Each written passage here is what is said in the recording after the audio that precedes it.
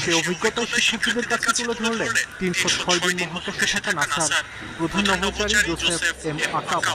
টানা ৬ মাসের অভিযান নিয়ে জানালেন এর বেশিরভাগ সময় পিৎজা খেয়ে কাটিয়েছেন তিনি।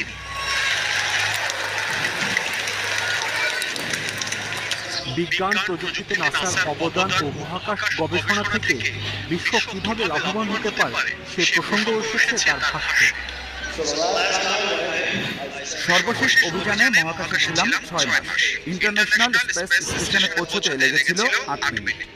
সেখানে মানবদেহের রক্ত থেকে শুরু করে গবেষণা হয় উদ্ভিদ নিয়ে।